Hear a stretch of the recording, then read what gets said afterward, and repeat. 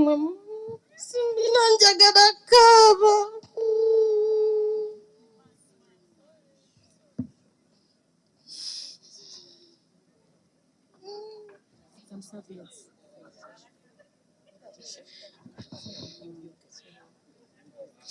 Just the beauty beyond the scars. Njagala nyamba abakyala abali eyo abatalina ssuubi, abatalina bwogerero, abakyala abanyigirizibwa, omusajja nowebaka naye n'afulumya nuzizo, abanaku, abakyala bali mu domestic violence wabula chicken ndeka.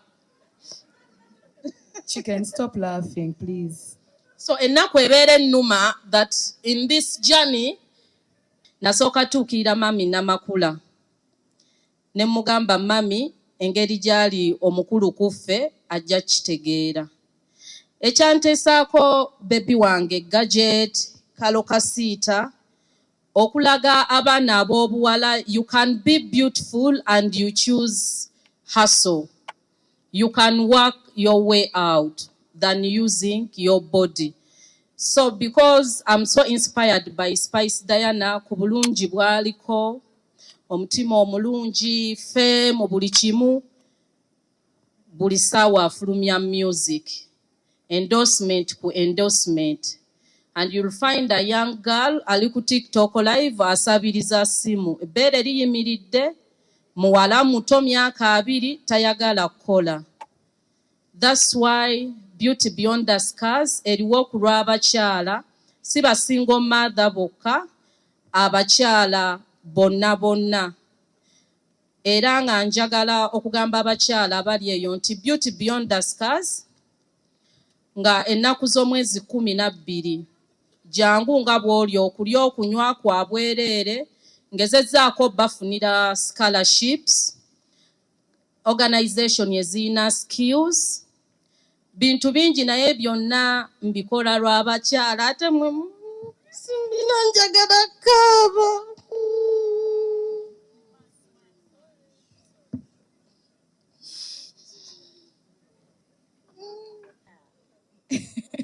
Founder of Namuyibwa Women Development Initiative Uganda Limited, and right now Mbadde Nsaba, you help us tell the world why Beauty Beyond the Scars, why come up with this initiative after so many years of your existence in Uganda and in the public eye.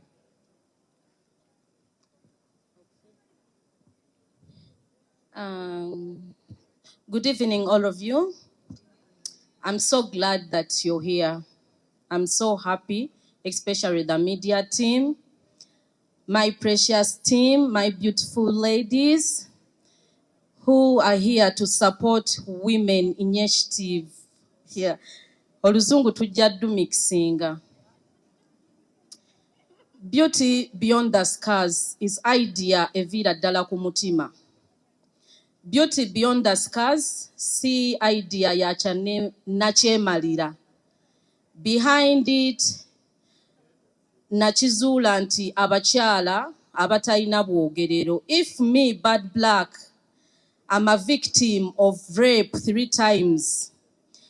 If me, Bad Black, and I have access on money, on good life and everything, I end up being a single mother of 4 children, and I have raised them. It came in my mind, what about a woman there without a voice? Omukyalo oyo ali ebbali oba ali eyo ayita muki, talina social media, talina amwogerera, omwami amuyisanga akagoma ka lubendere ntudde lwakuba baana. That is domestic violence. And about domestic violence, nalaba tata wange, stepfather ng'akuba mama wange. That was around 1998. Yamukuba n'agwa mu stove, twali tufumbisa stove, n'emwokya omukono gwonna. So as a young girl, sikyerabiranga. So domestic violence, bakazi bangi baluzinga life yaabwe. Bakazi bangi bali eyo, they have no shoulder to lean on. Abakyala bangi tebalina way out. Omubuuzo obadde ki that I'm in a relationship for 5 years, ono omusajja gwe mmanyi all my life, I cannot move on. Why? Abamu baluzingidemu obulamu. So beauty beyond the scars. Wejja ne motto egamba, your scars are the proof you survived. You're not a victim, but you're a survivor. That's why nafuna eno idea nentunuulira ku bakyala abalungi bano be mulaba wano ku pano nembaguza idea yange. They decided to support me for women. Embezzlement is not theft.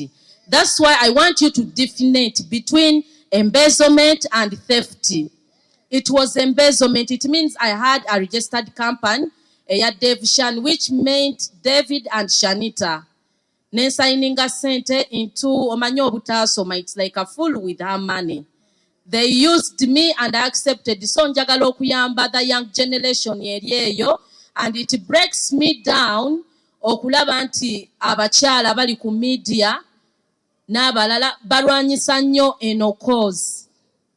Eno cause tuyita abakyala okutwegattako. Like me, my background, it's the cause eno beauty beyond the scar. I was not raised from rich family. Mama wange buli kanaku mbagamba yankuza atunda manda nyanya nva kawempe wali ku loko. That is my background. Siri mugagga wabula I have tried to stand on behalf of my children and other women. So this initiative ya bakyala, omukyala nga ali eyo kwolwo olunaku bw'ojja kigenda kuyamba gwe. Instead gwe ogenda ku social media osabirize school fees, nga beauty beyond the scars weeri esobola okufuna gundi ebitongole ebirawerera omwana wo. Instead of you going ku social media osabirize emmere, jangu oyige skills empya, jangu oyige bu package kubanga ngezezzaako to demonstrate n'okubanoonyeza. So being emotion, me I'm very kind person naturally. My heart is soft. So bwenkaba it is normal because mala n'emyaka nga sikaabye. But it hurts me with judging on social media. Ella, I want to thank you, all of you on panel. Thank you for not judging me. Thank you for choosing to be here, Carol, Nampela, Nalongo, Mama. Like you would have said, ha, lero baba lakachi. We can do this together. When they said beauty beyond the scars, rachi tusasuza abakyala. Bannange, ate tugende tumenye banka tubagulira akamere nga muze. That money is going to help you on that day. Osobola okujja nga toyina stress. The money endala zigenda kulabirira abaana abalina emyaka 15, 16, abamu bakwatibwa bataata baabwe. Bayina embuto bonna era nammwe muba wano ng'oyagala ogenda muwakisa, genda olaba abaana. So beauty beyond the scar kintu ky'abakyala. Nga nkoowoola abakyala ennaku z'omwezi 12 Septemba, jangu nga bw'oli. Bw'otajje era ngenda sigala nga opportunity nziwa abalala. So abamawulire kino ekyokaaba is just emotional. Kubanga mwe temumanyi nti wano being with bad black in Uganda, already Uganda is blessed. Okubeera munna-Uganda, okuba munna-Uganda nga ndi Muganda nga nze namuyimbwa kiyamba mmwe.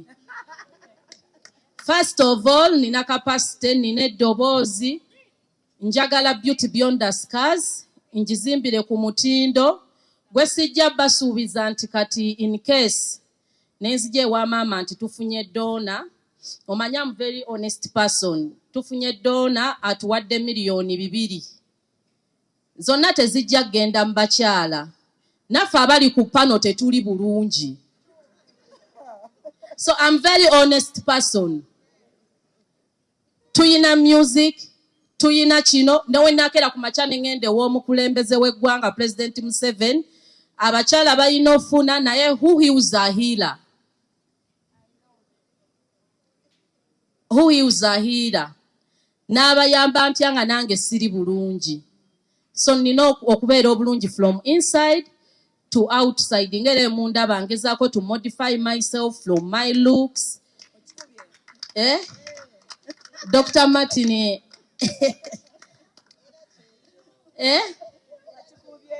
Yeah, bakyala, like insecurity, bullying of social media, ze zitutuusa in this position. Ne bakubulinga and